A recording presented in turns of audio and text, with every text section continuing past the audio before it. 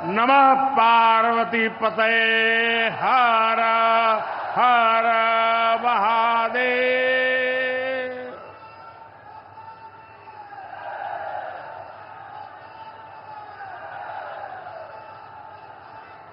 सावन के पावन महीने में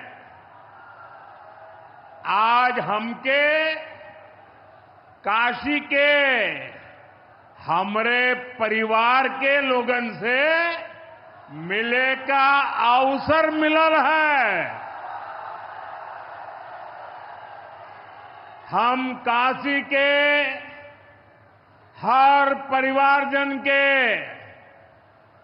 प्रणाम करत है।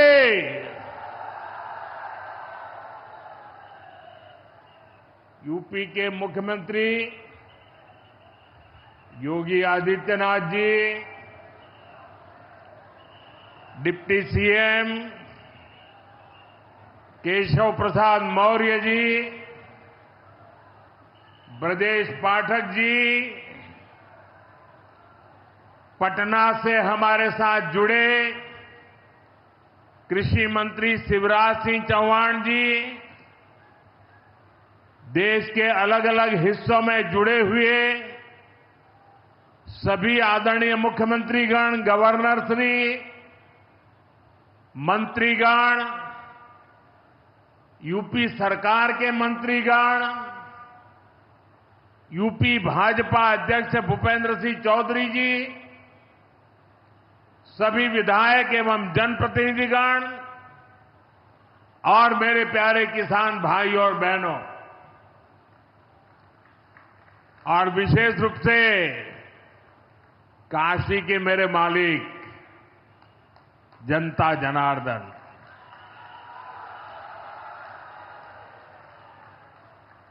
आज हम काशी से देश भर के लाखों किसानों से जुड़े हुए हैं। सावन का महीना हो, काशी जैसा पवित्र स्थान हो और देश के किसानों के साथ जुड़ने का अवसर हो, इससे बड़ा सौभाग्य क्या हो सकता है।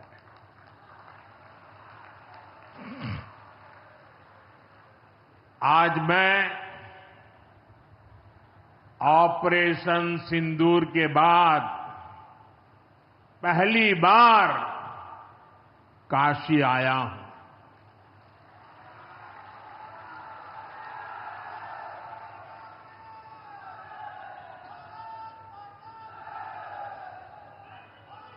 जब 22 अप्रैल को पहलगाम में आतंकी हमला हुआ था, 26 निर्दोष लोगों की इतनी बेरहमी से हत्या कर दी गई।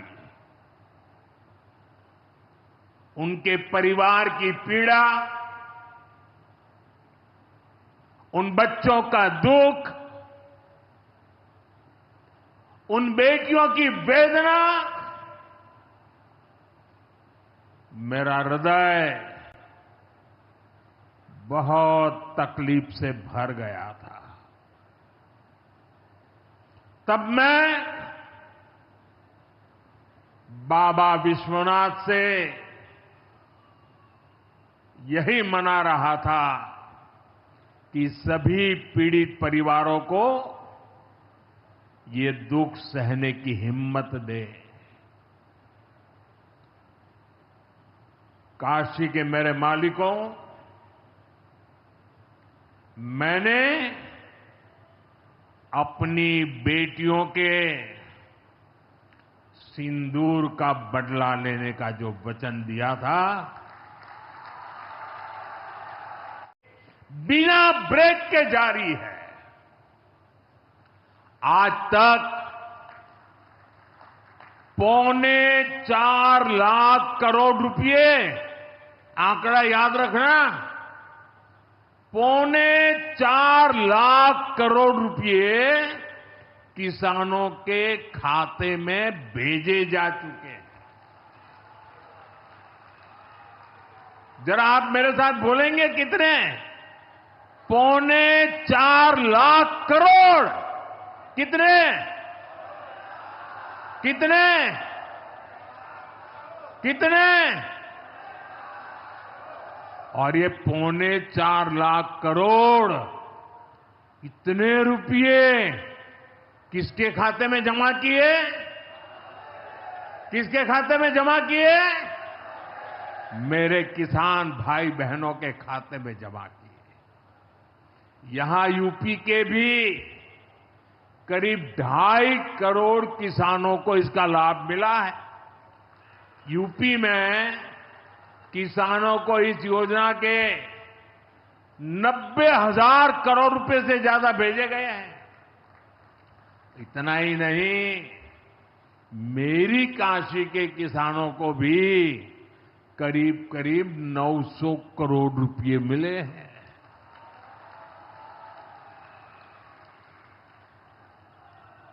आपने ऐसा सांसद चुना कि आपके खाते में 900 करोड़ रुपया आया है।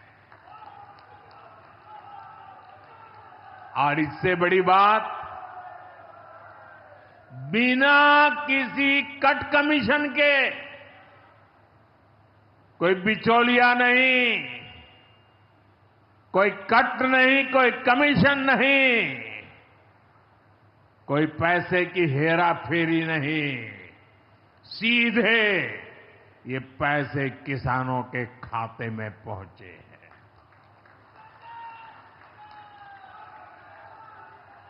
और मोदी ने ये परमानेंट व्यवस्था बना दी है। ना लीकेज होगी, न गरीब का हक छीना जाएगा। साथियों, मोदी के विकास का मंत्र है,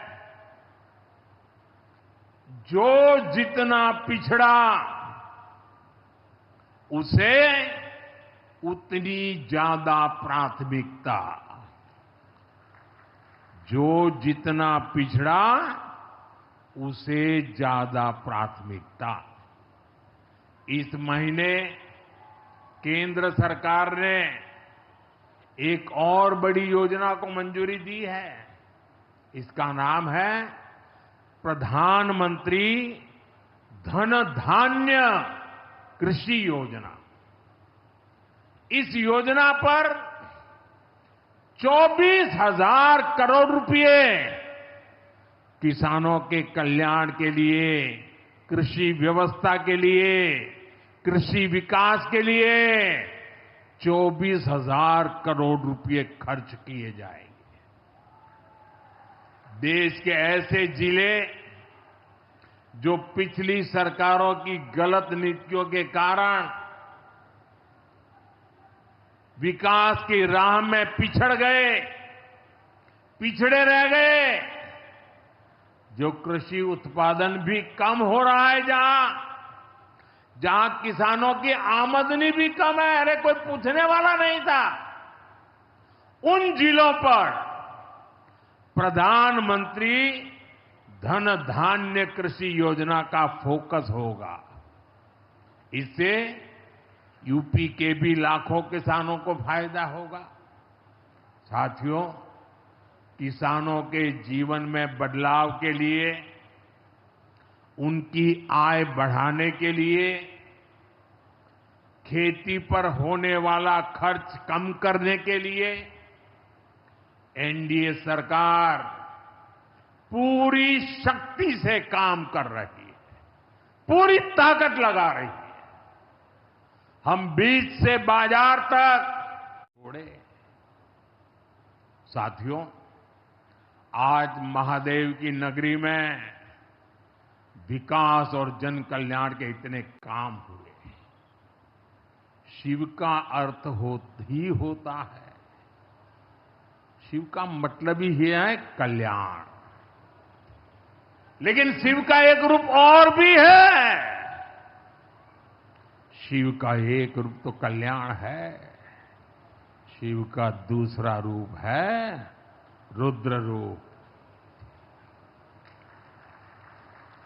सामने जब आतंक और अन्याय होता है तब हमारे महादेव रुद्र रूप धारण करते हैं।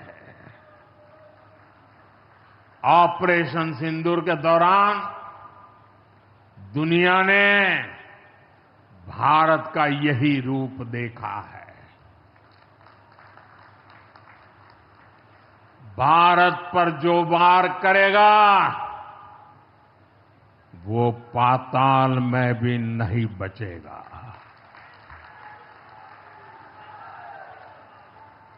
लेकिन भाइयों बहनों, दुर्भाग्य से ऑपरेशन सिंदूर की सफलता पर हमारे देश के कुछ लोगों को भी पेट में दर्द हो रहा है।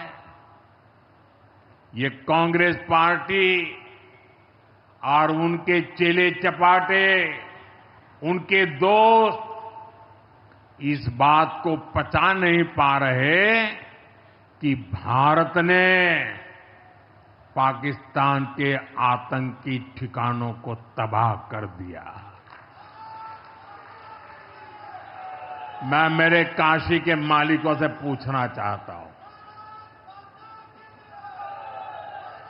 भारत की ताकत से आपको गर्व होता है कि नहीं होता है? ऑपरेशन सिंदूर से गर्व होता है कि नहीं होता है? आतंकियों के ठिकानों को नष्ट करने का आपको गर्व होता है कि नहीं होता है? साथियों, आपने वो तस्वीरें देखी होगी कैसे हमारे ड्रोन्स, हमारे मिसाइल्स ने सटीक वार करके आतंक के हेडक्वार्टर्स को खंडहर बना दिया। पाकिस्तान के कई सारे एयरबेस तो आज भी आईसीयू में पड़े हैं। पाकिस्तान दुखी है, ये तो सब कोई समझ सकता है। लेकिन पाकिस्तान का ये दुख कांग्रेस और सपा से सहन नहीं हो पा रहा। उधर आतंक का आकार होता है, इधर कांग्रेस सपा वाले आतंकियों की हालत को देखकर रोते हैं। साथियों, कांग्रेस हमारी सेनाओं के पराक्रम का लगातार अपमान कर रही है। कांग्रेस ने ऑपरेशन सिंदूर को तमाशा कहा है। आप मुझे बताइए, सिंदूर कभी भी तमाशा हो सकता है क्या? हो सकता है क्या? क्या सिंदूर को तमाशा कोई कह सकता है क्या? हमारी सेना का पराक्रम और बहनों के सिंदूर का बदला तमाशा कहने की ये हिम्मत, ये निर्लज्जता, भाइयों बहनों, वोट बैंक और तुष्टीकरण की इस राजनीति में ये समाजवादी पार्टी भी पीछे नहीं है। ये सपा के नेता संसद में कह रहे थे, पहलगाम के आतंकवादियों को अभी क्यों मारा? अब बताइए, क्या उनको पूछ फोन करूं क्या? सपा वालों को मारूं क्या ना मारूं?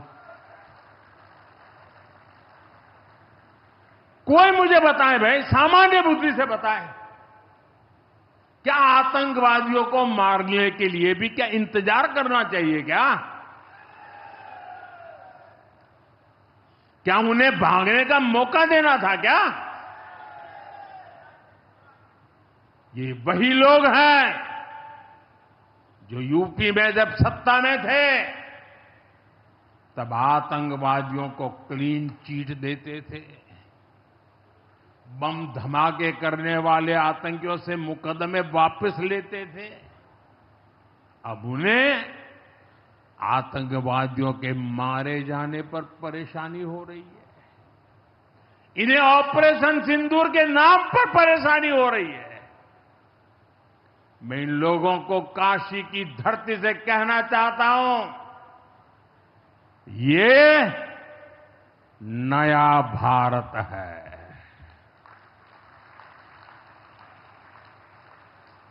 ये नया भारत भोलेनाथ को भी पूजता है और देश के दुश्मनों के सामने काल भैरव भी बन जाता है। साथियों, ऑपरेशन सिंदूर के दौरान भारत के स्वदेशी हथियारों की ताकत पूरी दुनिया ने देखी है। हमारे एयर डिफेंस सिस्टम, हमारी स्वदेशी मिसाइलें,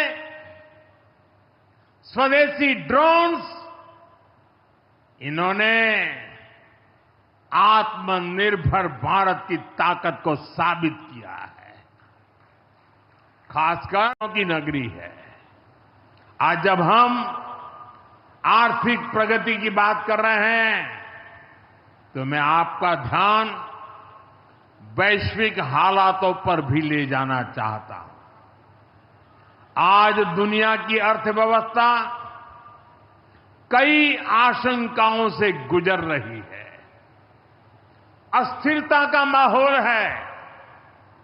ऐसे में दुनिया के देश अपने अपने हितों पर फोकस कर रहे हैं। अपने अपने देश के हितों पर ध्यान केंद्रित कर रहे हैं। भारत भी दुनिया की तीसरी सबसे बड़ी अर्थव्यवस्था बनने जा रहा है। इसलिए भारत को भी अपने आर्थिक हितों को लेकर सजग रहना ही है।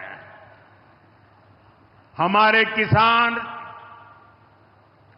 हमारे लघु उद्योग, हमारे नौजवानों के रोजगार, इनका हित हमारे लिए सर्वोपरि है। सरकार इस दिशा में हर प्रयास कर रही है, लेकिन देश के नागरिक के रूप में भी हमारे कुछ दायित्व है। और ये बात सिर्फ मोदी नहीं, हिंदुस्तान के हर व्यक्ति ने दिन में हर पल बोलते रहना चाहिए, दूसरे को कहते रहना चाहिए। जो देश का भला चाहते हैं, जो देश को तीसरे नंबर की इकोनॉमी बनाना चाहते हैं, ऐसा कोई भी राजनीतिक दल हो, कोई भी राजनेता हो, उसने अपने संकोच को छोड़ करके देश हित में हर पल, हर बार, हर जगह देशवासियों के अंदर एक भाव जगाना होगा, और वो है हम स्वदेशी का संकल्प लें। अब हम कौन सी चीजों को खरीदेंगे, कौन से तराजू से तोलेंगे? मेरे भाइयों बहनों, मेरे देशवासियों, अब हम कुछ भी खरीदें तो एक ही तराजू होना चाहिए। हम उन चीजों को खरीदेंगे जिसे बनाने में किसी न किसी भारतीय का पसीना बहा है। और जो चीज भारत के लोगों द्वारा बनी है, भारत के लोगों के कौशल्य से बनी है, भारत के लोगों के पसीने से बनी है, हमारे लिए बहुत स्वदेशी है। हमें वोकल फॉर लोकल मंत्र को अपनाना होगा। हम संकल्प लें कि हम